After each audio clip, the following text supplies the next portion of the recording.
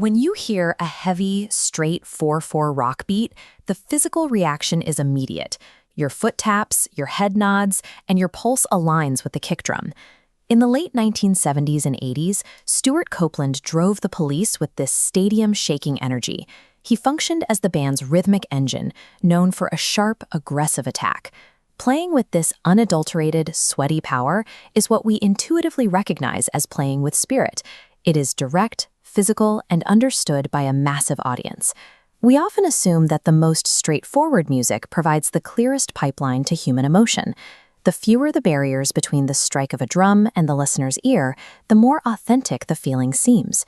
Copeland famously argued that modern jazz had lost this connection, suggesting the genre had morphed into an Olympic sport.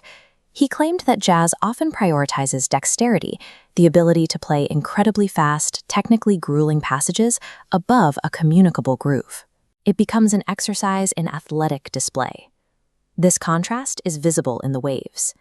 On the left is a standard 4/4 pulse, reliable and symmetrical. On the right is a 7/8 time signature, requiring intense concentration just to track the shifting accents.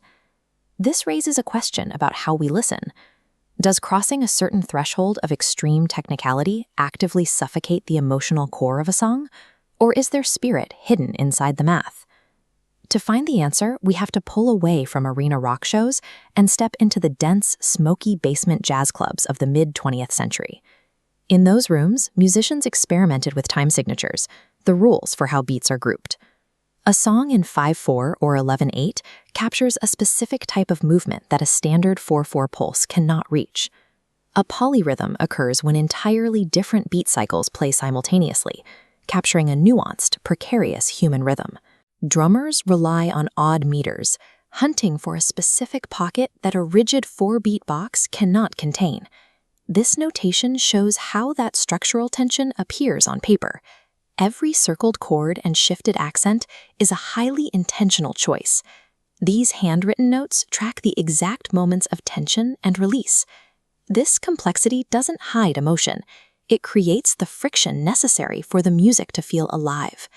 Jazz pioneers like drummer Max Roach built their careers by pursuing these dangerous grooves outside of standard time. They mastered the lean, the technique of playing fractions of a second ahead of or behind the exact center of a beat to create a sense of forward motion. Maintaining that microscopic level of timing within an asymmetrical meter requires intense physical exertion. It is a grueling psychological tightrope walk. At any moment, a slight miscalculation by a single player could cause the entire song to collapse. That constant threat of failure creates a visceral tension in the room. The performer and the audience share the anxiety of the high-wire act in real time.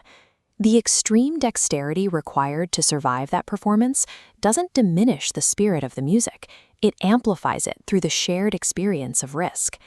Copeland's critique relies on the idea that technical skill and emotional resonance operate on opposing ends of a sliding scale. In reality, dexterity provides the advanced vocabulary necessary to express incredibly intricate emotional states. When a band builds a tangled musical knot and then snaps it back into a unified groove, the listener experiences the physical relief of that sudden clarity. If we restrict our definition of spirit to only simple, primal rhythms, we lose the emotional release found at the absolute edge of human capability. Musical spirit is defined by the intent behind the performance. The desire to communicate remains identical, whether a drummer is laying down a heavy backbeat in a stadium or a dense polyrhythm in a basement. Strip away the theory and the speed, and every piece of music traces back to a single physical origin point.